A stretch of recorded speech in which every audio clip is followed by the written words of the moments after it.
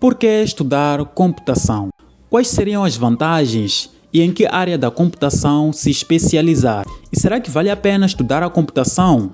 Isso é o que nós saberemos aqui no nosso vídeo. Assista até o final. Primeiramente, vamos começar falando da história da computação. Mas antes quero te lembrar que esse é um dos nossos primeiros vídeos falando de computadores.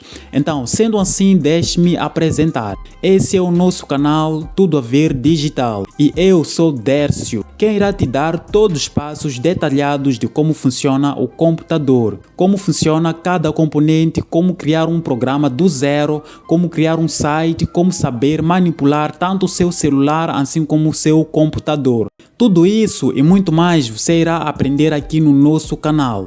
Voltando ao assunto, vamos navegar um pouco na história da computação para nós sabermos como é que o computador surgiu e como obter melhor benefício na atualidade. Tudo começou no século XIX, quando um cientista, matemático, engenheiro mecânico e inventor, o Charles Babbage, decidiu inventar uma máquina. Charles Babbage é mais conhecido e de certa forma referenciado como o inventor que projetou o primeiro computador de uso geral, utilizando apenas partes mecânicas. A máquina analítica, mais conhecida como o motor analítico, uma máquina mecânica capaz de realizar cálculos complexos, mas infelizmente o seu invento, porém, exigia técnicas bastante avançadas e caras na época, por isso nunca foi desenvolvida. Embora ele nunca tenha construído um modelo funcional, o seu design inspirou futuros inventores.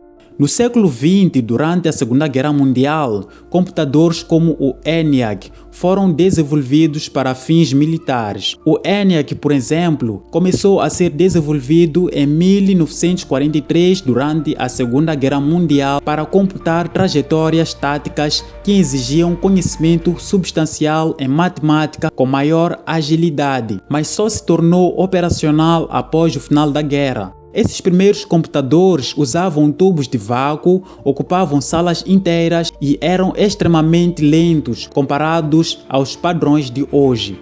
O sistema operacional das máquinas eram através de cartões perfurados manualmente por funcionários do exército.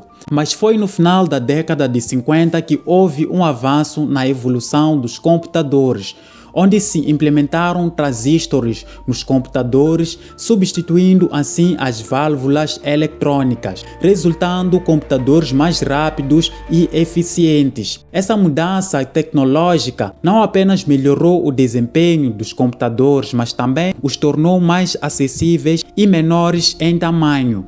Durante essa fase, os computadores ainda eram grandes, mas a utilização de transistores permitiu melhorias significativas na capacidade de processamento e na confiabilidade dos sistemas computacionais. E anos depois foi a hora do surgimento do circuito integrado, a partir da década de 60, que nada mais é do que um componente eletrônico que integra uma grande quantidade de componentes como transistores, resistores e capacitores em um único espaço material semicondutor, geralmente silício. Esses, por sua vez, revolucionaram o mundo da eletrônica, permitindo a criação de chips e o surgimento dos computadores pessoais, ou seja, nessa época já era possível ter um computador em casa. Mas apesar de todos esses avanços, ainda não eram suficientes, já que o desenvolvimento da tecnologia de informação seguia um rumo exponencial e o processamento desses computadores ainda era lento,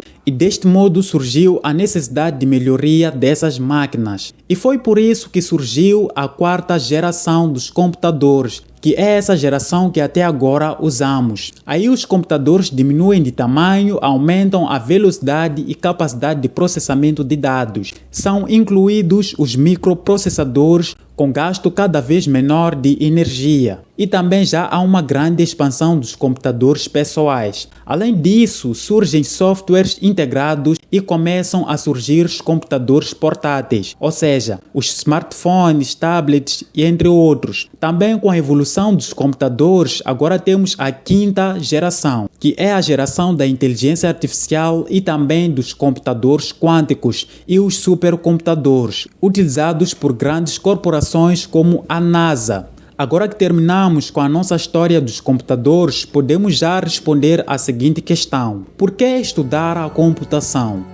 Na computação existem várias áreas de aplicação, como é o exemplo da eletrônica, a programação e muitas outras áreas. E aqui irei explicar um dos motivos que podem te motivar a estudar a computação. Nós sabemos que a informática é praticamente enquadrada em todas as áreas profissionais. É só analisarmos. A informática está enquadrada tanto na área da educação, medicina, agricultura, aeronáutica, área bancária e em tudo que nós podemos imaginar. Sendo assim, isso significa que há maior demanda no mercado de trabalho. A tecnologia está em constante evolução e profissionais de computação, como programadores, analistas de dados e engenheiros de softwares, são muito procurados em praticamente todos os setores.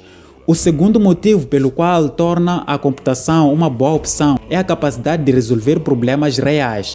Computação é sobre criar soluções para desafios do mundo real. Pensa num problema que uma certa comunidade ou cidade enfrenta. A maioria desses problemas podem ser solucionados com a computação. E também estudar a computação pode de alguma forma te ensinar a ser criativo e pensar em ideias construtivas. Nesse caso, aqui no nosso canal iremos explicar um pouco de tudo o que envolve essa área da computação.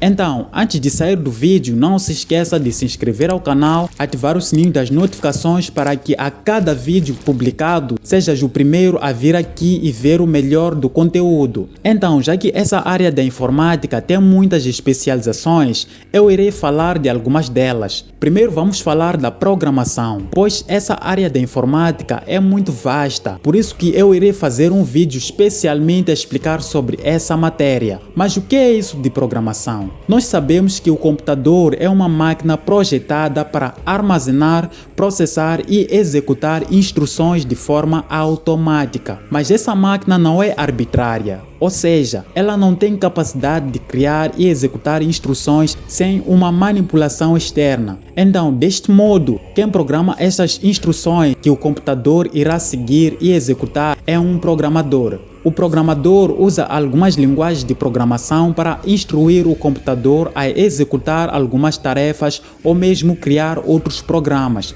Para quem não sabe o que é isso de linguagem de programação, em breve irei fazer um vídeo a explicar o que é isso de linguagem de programação.